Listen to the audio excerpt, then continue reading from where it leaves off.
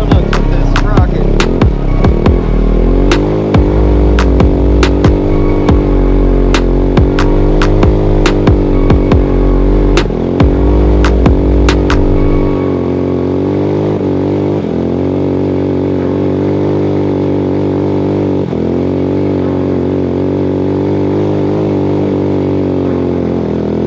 So the other day riding, we noticed that the Hammerhead was wanting to tip on us. So what we were thinking about doing is widening the rear up a little bit, see if that helps with the problem we're having. The only concern we have, well, there's a couple, is one is the understanding is the rear is narrower to kind of help with turning radius, and two is having a wheel spacer fail. So we've had some wheel spacers on the shelf. We're going to give it a whirl, see what happens, and hopefully it'll fix our problem. All right, so what we're looking at here is the Quad Boss 2-inch wheel spacers. These are 4x137, and what you see is what you get. In the box, you're going to get a warranty registration card, and you're going to get 2 spacers. I already pulled one out of the foam here, but when it comes to spacers, my recommendations are this: 2 things. One is you'll want to use these lug nuts they give you. These are the lug nuts that go to mount the wheel spacer. They shrink down the head typically, and so it gives you a little more room with the socket to get in there. Not only that, it's got the correct type of lug style, whether it's conical or whatever that might be, to match the wheel spacer. So you want to make sure you use that. Second is you don't want to impact wheel spacers. You could damage them, cause little stress fractures, cracks, whatever they may be with the spacer by just the torque of the impact slamming on the lug nut. So you want to make sure you torque these to spec. Another thing I've always heard is you should torque them down, ride a few times, and kind of recheck your torque. So I would practice that. I will say, I don't know, wheel spacers is one of those topics that people either love or hate. It does add a potential failure point on your wheels. It also spaces your tires out, which causes more load on the wherever they're mounted, whether it be wheel bearings. You know, you're spacing out the wheel 2 inches. So you know, think taking a large ratchet, you know, you get more leverage on that ratchet. Your tire's basically doing the same thing. As the tire's spaced away from whatever you're putting the wheel spacer on, it gives more leverage for potential failures. Now, with this going on, you know, like little mini buggies, go-karts, I'm feeling all right about them. We're going to give them a go. They've been sitting on the shelf, and we've noticed that the Hammerhead has, it seems to want to get a little tippy when you're cooking in the trails. So we're going to give these a whirl. I think it not only might make it handle a little better, too, it's going to make it look a little more aggressive.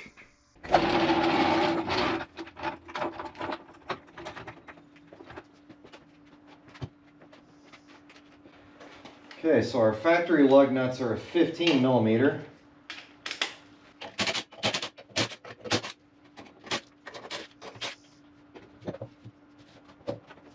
Okay, something we want to check while we're here is we're going to go ahead and check this, make sure all this is tight, which everything looks tight on our hub.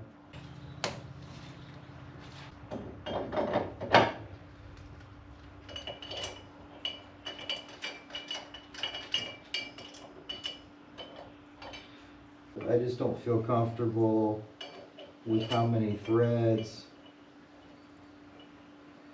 it's given me. So it's giving me about 4 turns, and I don't love that.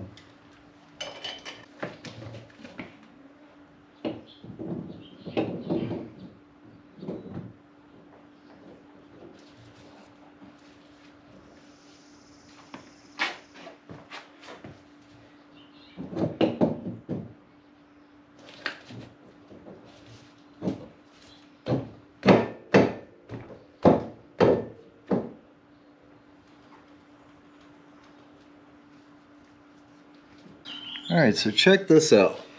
I think these wheel spacers are not aligned properly. See how the lug nuts are not, or the studs are not straight on the wheels? And it's like all of them are like that. And so I noticed when I put the wheels on the studs, there was some tension and I had to kind of wiggle it on, so that's what had me kind of questioning this. But yeah, and I noticed if I crank, let's see if you, hopefully this shows on the camera, if I put the lug nut in, let's spin this around to here.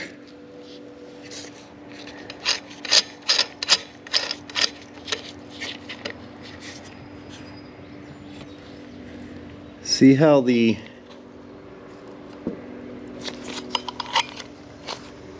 it's not seating in there properly? And I don't want to crank that down and damage the wheels, the aluminum wheels. But it almost seems like these were drilled out of spec.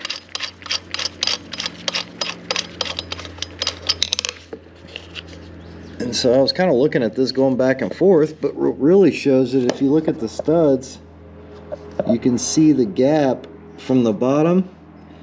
The studs touching the bottom of the, like see, the studs touching the wheel here, and then there's a gap on the top side. So it's not centered. And you might say, okay, well maybe there's a little movement on the wheel on the studs. Well, look here. Same thing, large gap on the top of the stud, and then you look at the bottom, no gap. Same over here.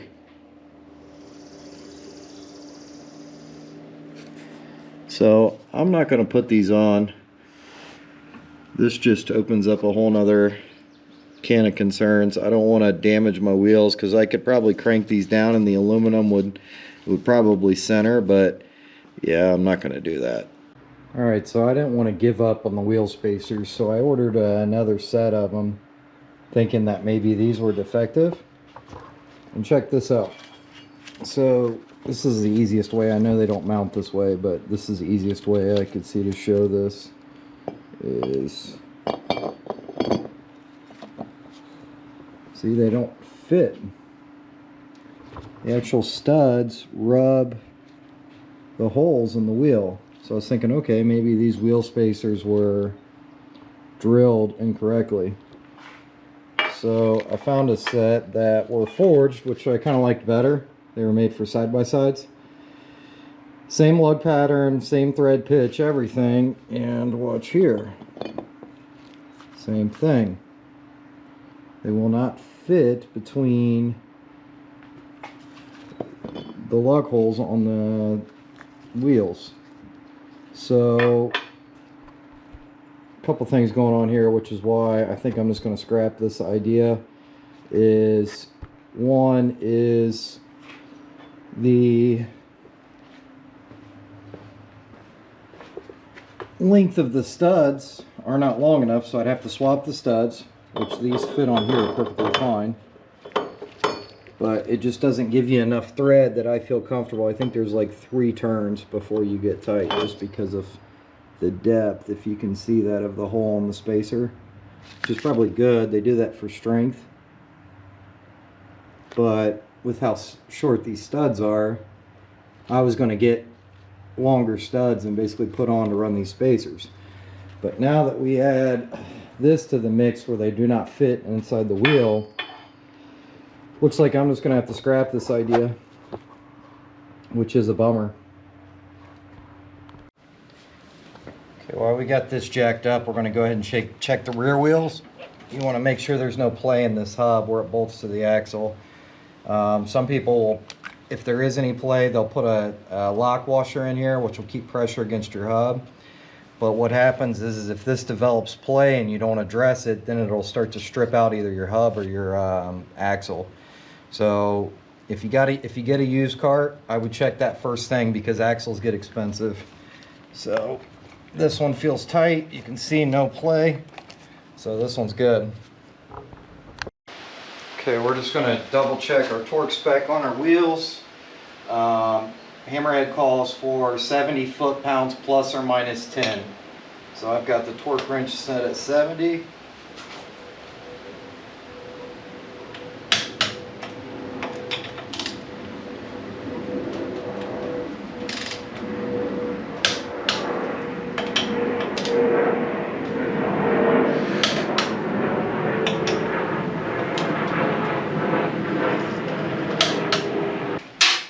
When you're done with your torque wrench, you're going to want to set it back down to 0 because that can affect your calibration.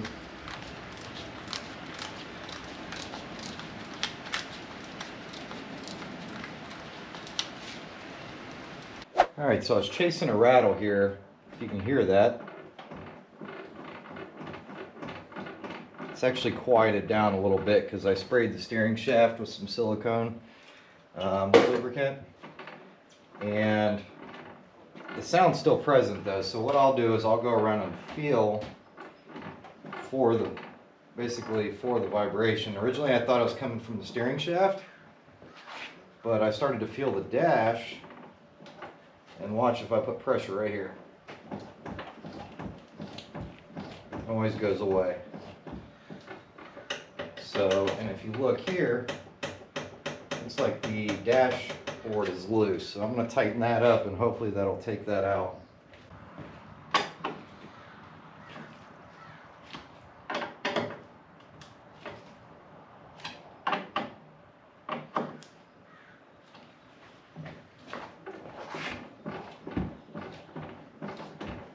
That took most of it out.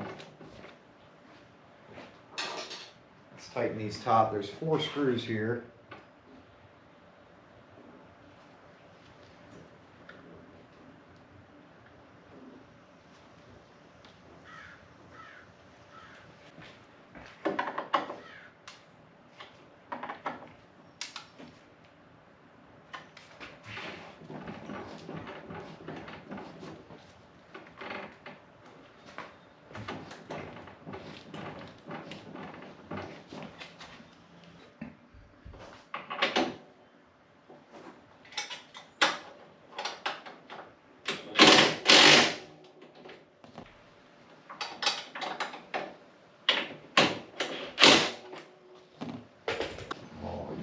Much better.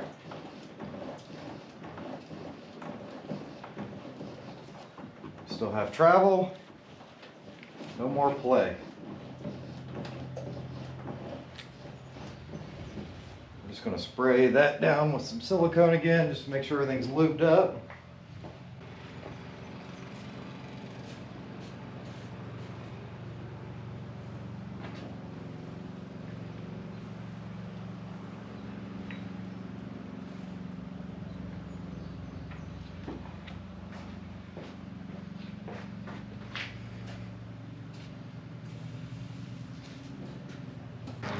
Alright, so we fixed our rattle.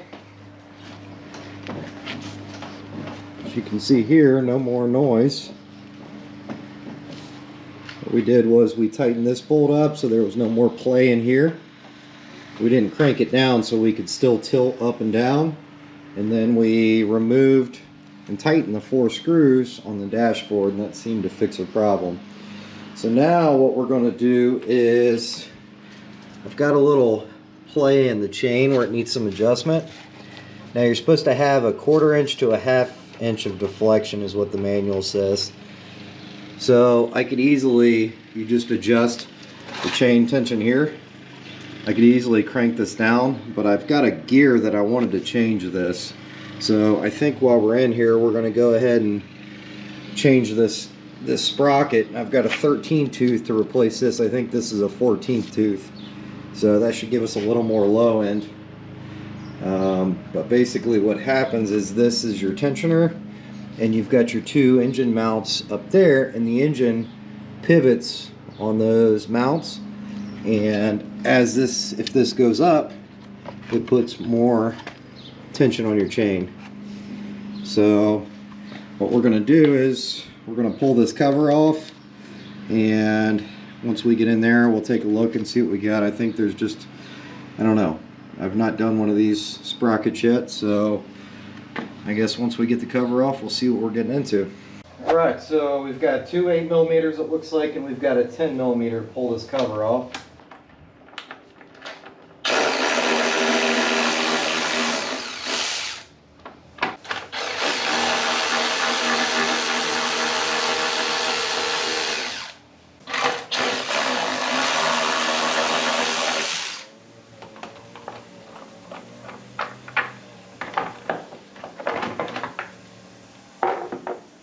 Okay, so it looks like the gear might come off with maybe an 8mm as well. Let's see. Yeah, they are 8mm.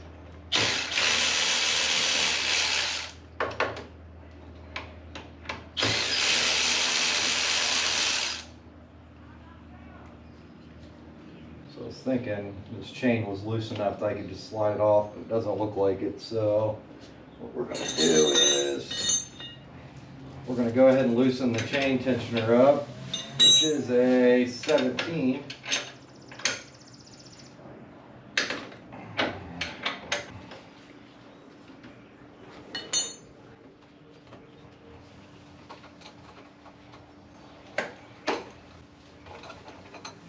There we go.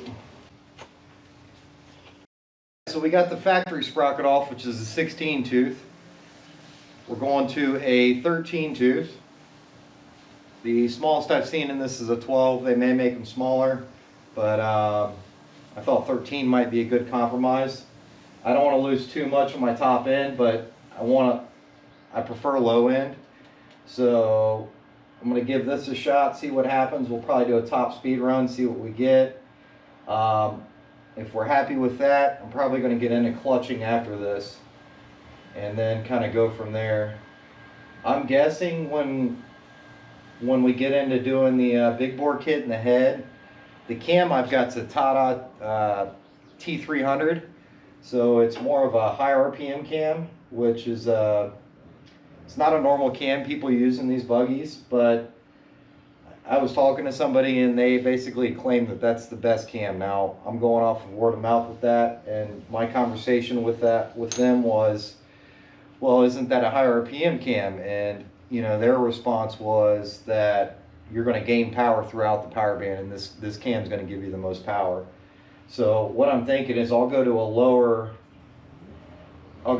lighter weight slider when I get that higher RPM cam, and I'm going to start out with a 12 gram, which is what everybody's recommended at this point. And then when I get the cam head and everything else, I'm going to go to, I'm thinking 10 gram to keep those RPMs up that I think is going to keep us right in the power band. I don't know, it's going to be trial and error, so I guess we'll see. If anybody's got any recommendations, you know, drop them in the comments, but this is kind of the approach and my thought process behind this.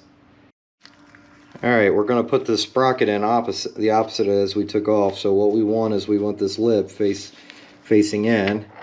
So we're just going to line up these splines. That goes face in. And then this is your locking collar here, which if you see these grooves here, this is spline the same way as the shaft, so it'll slide in, and then what you can do is it'll rotate on those cutouts there. And so when it's lined up with the sprocket, you can see there it can't come in and out, because now the splines are cut opposite to where when it's lined up with that sprocket, they can't go in and out. So that's that'll pull this sprocket back. We'll put those bolts in, tighten that down, and that'll hold the sprocket in place.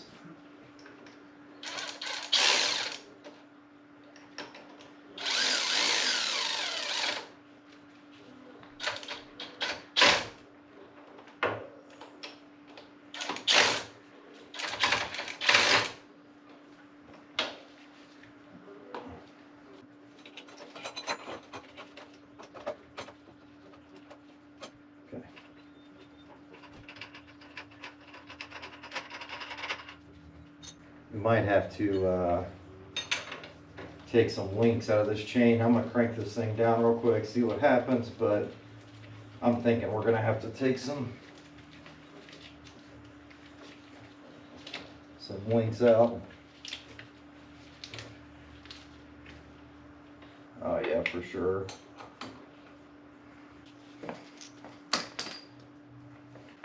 Okay, so we're gonna pop this master link out.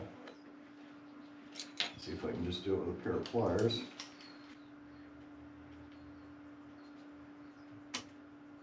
Usually I can just grab one of the chains, and then there we go. We're gonna take 2 links out. Okay, so we want our master link to face the way, so the closed end to be the direction the chain spins, so it doesn't, you know what I mean, like if something hit it as it was spinning this way, if this open end was facing that direction, it could knock it out. So I think that's a good approach, is doing it that way. Less chance of it coming out. Yeah, chain is on. Alright, so what I'm going to do is I'm going to tension this chain, and after I do that I'll tighten these bolts, because I'll just put it in gear and then this shouldn't spin.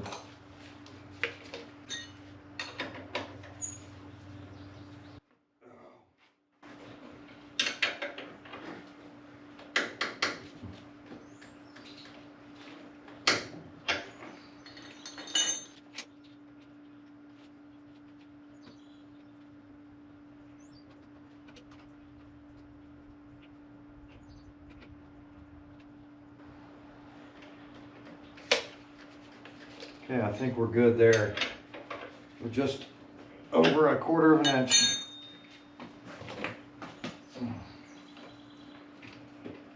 Okay, now we're going to tighten these sprocket bolts.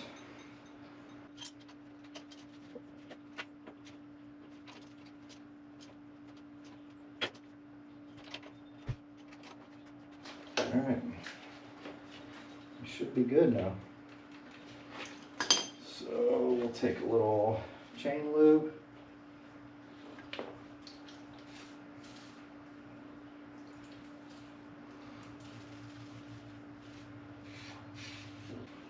Be careful not to get that on the brakes. I'm going to wipe down these brake rotors just to make sure we didn't get any of that on there.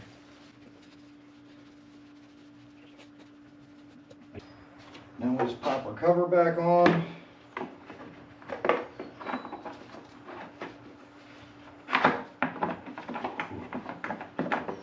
It's a hot one today.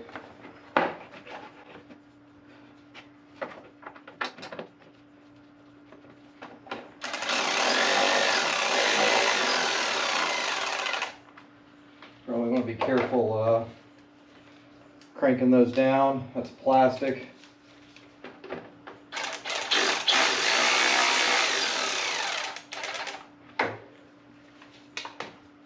They probably will crank pretty easy.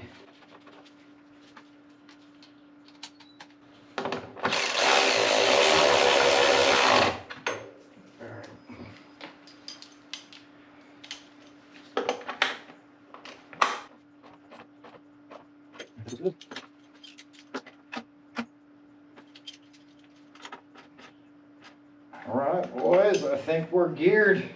We're geared up, ready to do wheelies. Let's take her for a spin, see what happens.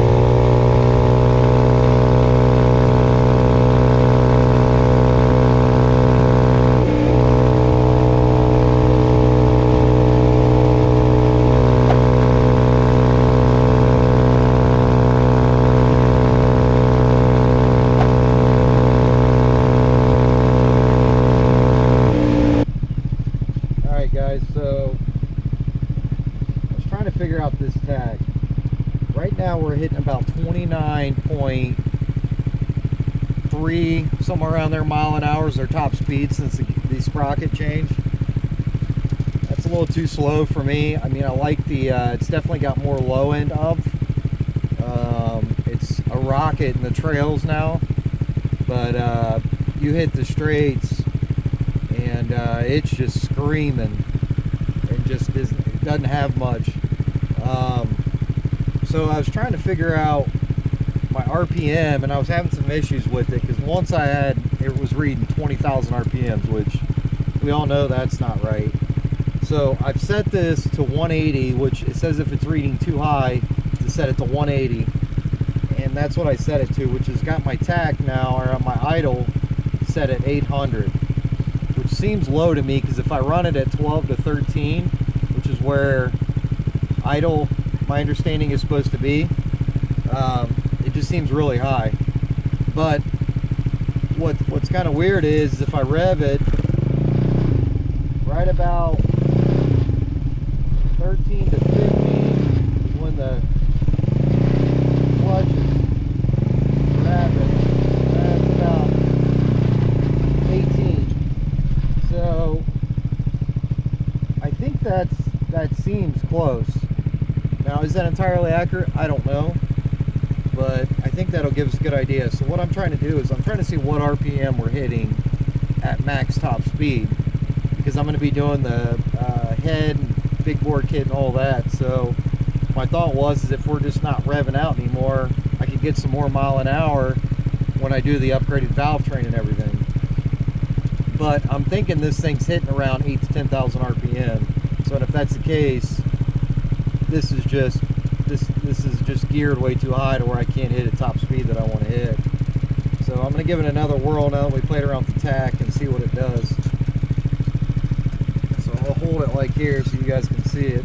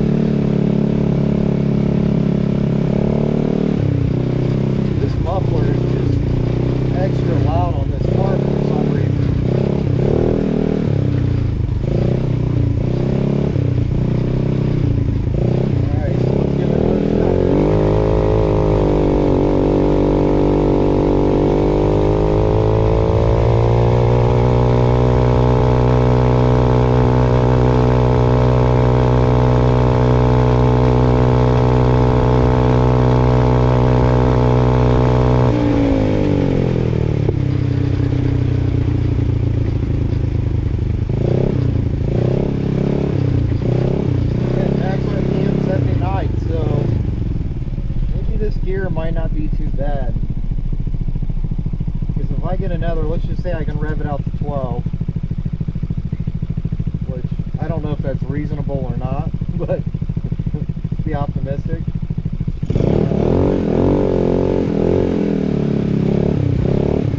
Let's just say I can get it up to 10. That's an extra 2,000 RPM. That'll at least put me in the 30s.